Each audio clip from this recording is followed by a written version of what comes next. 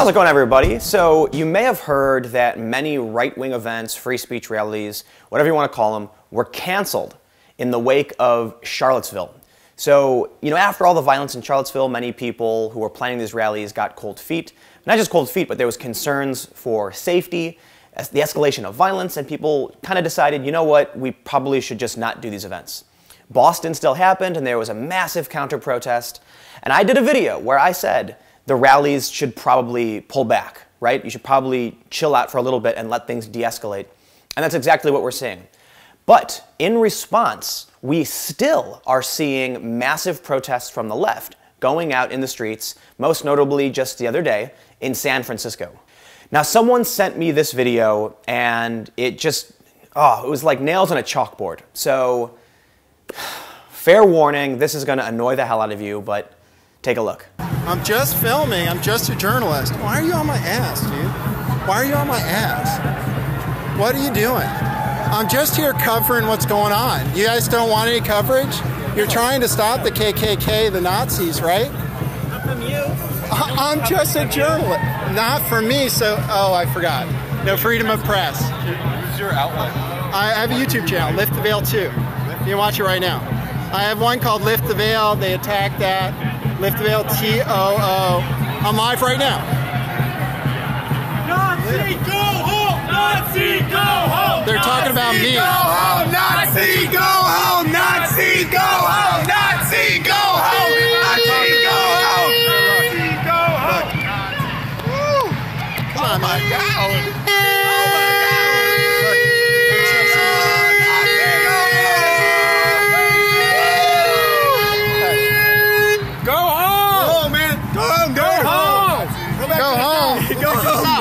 The South. I'm just a journalist. I have a YouTube channel. I just have a YouTube channel.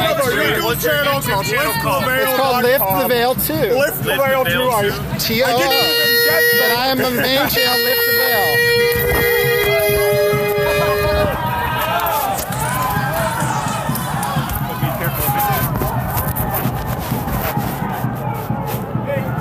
So this is a YouTuber. His channel is Lift the Veil. I believe he was streaming under Lift the Veil 2, TOO. And you can see that he's not really doing a whole lot other than walking around and live streaming, and starts to get into a confrontation because there's a group of anti-fascists, or a black bloc, whatever you want to call it. And they've got an umbrella, and they're trying to block the camera and all that. And he says, I'm a journalist, I can film if I want to. But look at the reaction to the other people who are standing nearby. They immediately they call him a Nazi, they call him a fascist, they say, why are you filming? And he's just a guy walking around with a cell phone, which is odd. And, these people don't know who he is. And then someone comments on his polo. Why are you wearing a polo? That's a Nazi thing, that's what Nazis wear. Seriously. They said that his polo is a Nazi thing. I'll put the link to the video in the info section, you can actually see this. And there's also a live feed from Ruptly, and they filmed all this happening. This guy was attacked, right? He's surrounded, he's wrapped up in a banner, they're screaming Nazi, go home at him, and he's just a dude walking by. He's a YouTuber who's live streaming. Someone steals his phone from him. Now this kind of behavior is Orwellian. It's scary. It's people who are just going to start screaming Nazi at a random person because another person screamed Nazi. In Germany, when Luke and the other journalists were attacked and called Nazis, random people ran up and started hitting them as well. So now I want to elaborate on a video I did before and something I wrote on Twitter about the logical conclusion of the escalation of violence. We are seeing a lot of violence from the left. We have even seen violence from the right. Statistically, it is reported that there is significantly more right-wing terrorism than left-wing terrorism. But this refers to, say, someone like Dylan Roof. These are individuals who have these anomalous events. They go off and they commit an atrocity. And they're monsters and they're terrorists, and I think we can all denounce these people as insane, whether you're on the left or the right. The left has much less actual terrorism. We saw the guy in Houston trying to plant bombs at a statue. So while it does occur, it's less frequent. But what we do see are people on the left going out and vandalizing property and attacking random people while screaming Nazi. And this is why I said on Twitter that the more I see violence from Antifa, the more I'm convinced the far right will gain power. And now I want to elaborate on this concept because a lot of people don't seem to understand. There have been a lot of comments from people saying, but the right is losing ground. They're being banned from social media. They're being kicked out of certain businesses and services. How could they possibly gain power? Other people are saying the government is already fascist. The far right already has power. So the first thing I'm going to address is that if you think Donald Trump is a fascist, I recommend you go to an actual conflict zone. I recommend you go to an actual disaster economy. I recommend you go to a country like Eritrea, where you have actual oppression, where you have actual fascism. Okay? Donald Trump is not a saint. Personally, as many of you know, I don't like him. I'm not a fan of what he does or what he says. But that's besides the point. He is so far from a despot, and these people are acting like he is, the supervillain come to destroy the planet. Next, let's look at the idea of the right losing ground on social media. And yes, that's true. There are websites being banned. There are individuals being banned from services. Alternative social networks are popping up to help accommodate people who are considered far right. But does this mean that the right will not gain significant power? No, this doesn't matter at all, okay?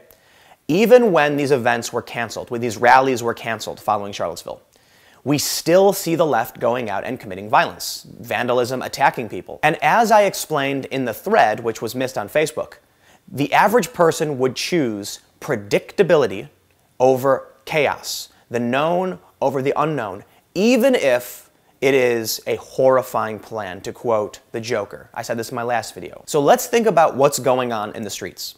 The right is losing ground, as many people say. They've canceled their events, they're being banned from social platforms. The left is still going out and vandalizing things, and that disrupts routine. The average person is going to think, how am I supposed to get to work today? The roads are shut down. How am I supposed to buy food today? The roads are shut down, I can't get to work, I don't have money. And this is going to make people scared about their future. It becomes chaotic. So the idea of a revolution that could help bring about positive change is scarier than fascism, which guarantees a loaf of bread on your table every night. There are a lot of people who are criticizing centrists, people who don't want to engage in any part of this political extremism, saying that centrists have no opinion. They're saying that, oh, they weren't smart enough to form an opinion. No. There's a difference between someone who is in the center and someone who is undecided, okay? And people are conflating the two as the same thing. Being in the center means we don't like any of the extreme nonsense. There are some ideas on the left that are good, there are some ideas on the right that are good, and I've found that the truth is always closer to the middle. But we see centrism has become an insult, where people are actually conflating centrists with Nazi sympathizers. Why? Well, because the far left thinks everyone to the right of them is far right. The more I see a disruption in routine, the more I see regular people called Nazis, kicked off of services, removed from OkCupid for being a Trump supporter, things like that, the more I see people having their platforms demonetized, and that the average person is trying to figure out why is any of this happening. There's going to be more calls for law and order, more calls for security. The left is still going out in protests, they're still vandalizing property, they're still attacking people. Even when the right backs down, the left moves forward and forward. And this is going to come to a point where the average person says enough and asks the government for help. That is the point I'm trying to make. Many people can't seem to see past the battle. And this is a cultural civil war, of which there will be many, many battles. So even when the right loses ground or retreats, the left pushing forward is just going to exacerbate the problems. The more you pull, the worse it gets. Violence begets violence, hate begets hate. If you go out and you get angry at someone and you want retribution, so you hit them, well, guess what? Their brother, mother, sister, father is going to say, you hit my friend, I'm going to hit you back.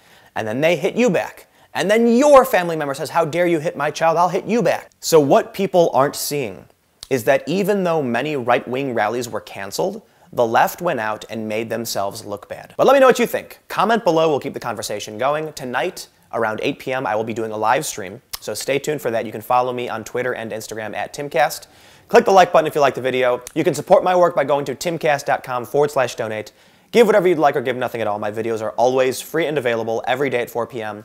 Thank you all so much for watching. I'll see you tonight.